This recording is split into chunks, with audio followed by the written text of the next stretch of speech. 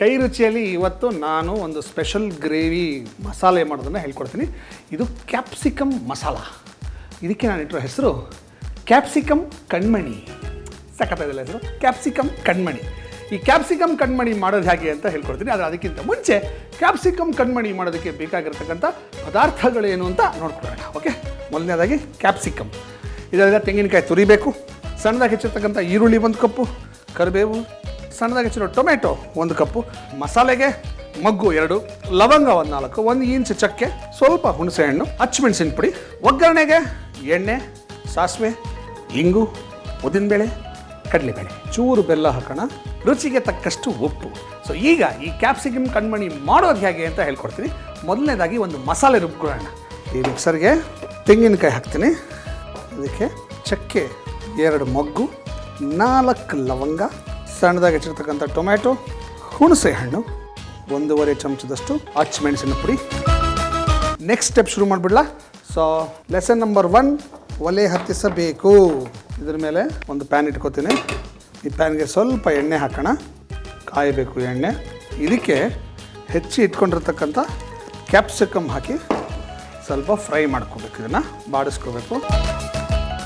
Okay, ಈಗ ಇದು ಚೆನ್ನಾಗಿ ಬೆಂದಿದೆ. ಈಗ ಪಕ್ಕ ಇಡೋಣ. ಈಗ ಇದ್ರ ಮೇಲೆ ಇನ್ನೊಂದು ಪ್ಯಾನ್ ಇಟ್ಟು ಇದಕ್ಕೆ ಸ್ವಲ್ಪ ಎಣ್ಣೆ ಹಾಕೋಣ. ಇದಕ್ಕೆ ಒಂದು ಚಿಟಿಕೆ ಹಿಂಗೆ ಹಾಕೋಣ, ಸಾಸಿವೆ, ಇದು ಚೆನ್ನಾಗಿ ಸಿಡಿಬೇಕು. ಈಗ ಇದಕ್ಕೆ ಉದ್ದಿನಬೇಳೆ, ಕಡಲೆಬೇಳೆ, ಕರಿಬೇವು ಹಾಕೋಣ. ಈಗ ಇದಕ್ಕೆ ಈರುಳ್ಳಿ ಹಾಕಿ ಚೆನ್ನಾಗಿ ಇದನ್ನು ಹುರ್ಕೋಬೇಕು. ಈಗ ಈರುಳ್ಳಿ ಚೆನ್ನಾಗಿ ಬಾಡಿದೆ. ಇದಕ್ಕೆ ನಾವು ಹುರ್ಕೊಂಡಿರ್ತಕ್ಕಂಥ ಕ್ಯಾಪ್ಸಿಕಮ್ ಹಾಕೋಣ.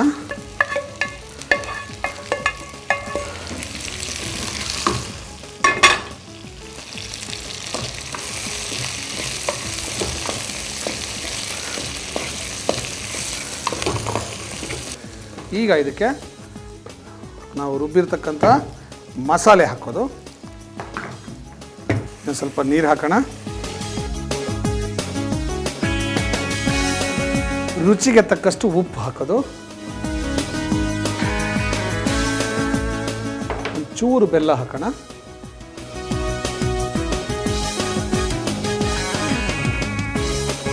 ಇದನ್ನು ಸ್ವಲ್ಪ ಕುದಿಬೇಕು. ನಮ್ಮಂಥ ಪರಿಮಳ ಬರ್ತಾ ಇದೆ.